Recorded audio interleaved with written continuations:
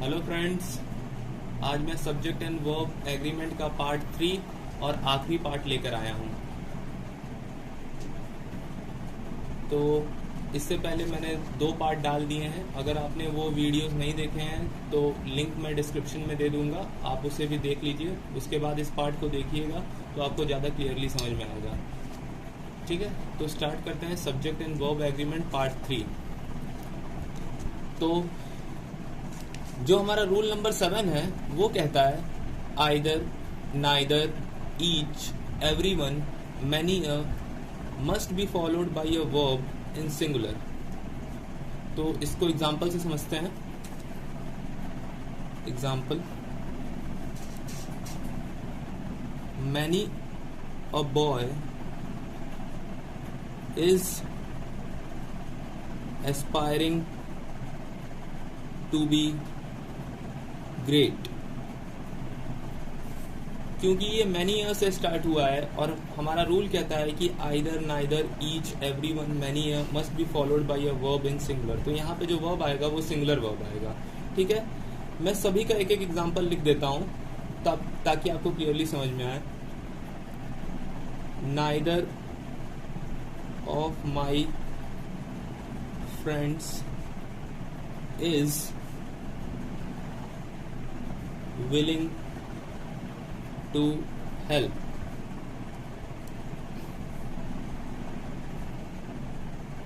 Either of the two leaders is competent.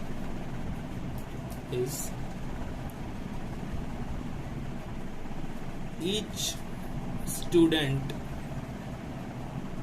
was given a book. Everyone was present at the meeting. ये last के 2 sentence मैंने past में लिखे हैं और ऊपर के 3 सेंटेंस मैंने प्रेजेंट में लिखे हैं। ठीक है, क्योंकि ये मैनी ईयर से स्टार्ट हो रहा है, ये नाइदर से स्टार्ट हो रहा है, ये आइदर से स्टार्ट हो रहा है, ये ईच से स्टार्ट हो रहा है, ये एवरी से स्टार्ट हो रहा है। तो जैसा कि हमारा ये रूल नंबर 7 कहता है कि जब भी कोई वर्ड इन 5 वर्ड्स से, जब भी कोई सेंटेंस इन 5 वर्ड से स्टार्ट हो तो जो हमारा वर्ब आएगा वो सिंगुलर फॉर्म में आएगा। इज यहाँ पे हम आर नहीं लिख सकते हैं, यहाँ पे हम वर नहीं लिख सकते हैं, वॉज आएगा यहाँ पे। ठीक है, जो हमारा नेक्स्ट रूल है वो बहुत ही इंपॉर्टेंट रूल है और अक्सर कॉम्पिटिटिव एग्जाम्स में इससे क्वेश्चन बनते हैं। तो ये हमारा रूल क्या कहता है, आइए मैं आपको पढ़ के समझाता हूँ। If a collective noun acting as a whole that is represents idea of oneness और working in same direction, then we use singular verb and singular pronoun and vice versa. Example से समझते हैं। The jury gave its verdict. तो यहाँ पे jury क्या है? Jury यहाँ पे कलेक्टिव नाउन है। जूरी, पार्लियामेंट, ये सब कलेक्टिव नाउन होते हैं।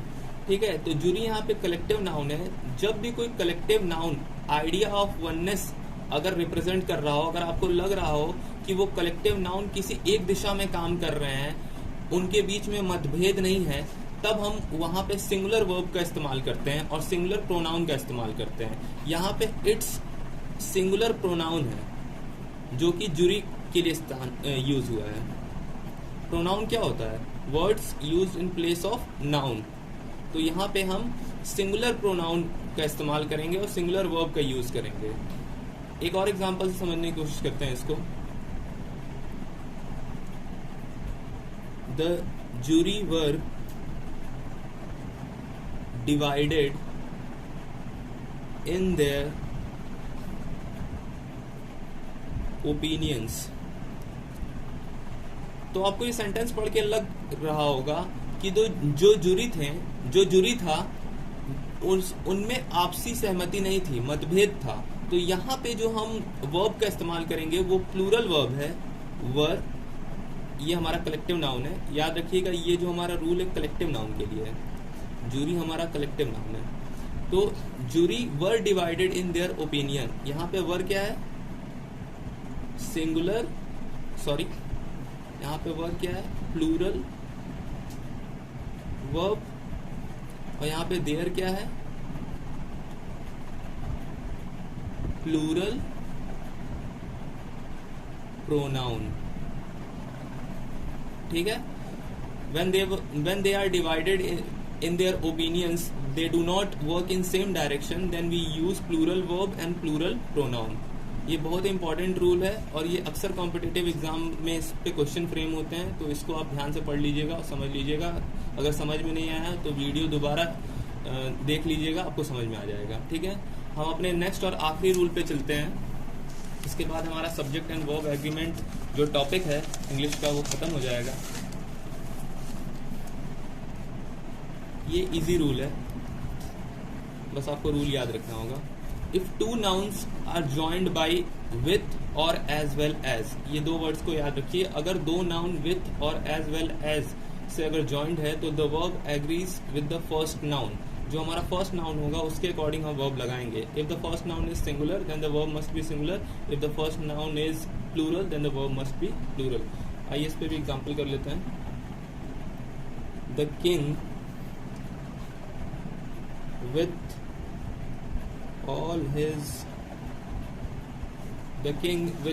his son lives in Ayodhya।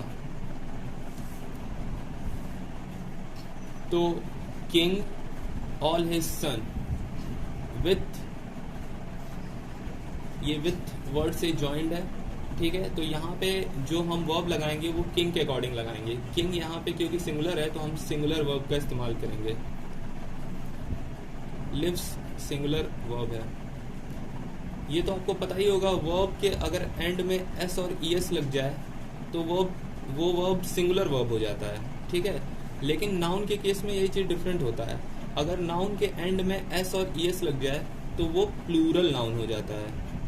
इस बात को ध्यान रखिएगा। अब यहाँ पे हम लिव नहीं लिख सकते हैं। The king with all his, यहाँ पे हम लिव नहीं लिख सकते हैं क्योंकि ये प्लूरल वर्ब हो जाएगा। The king with all his son lives in Ayodhya.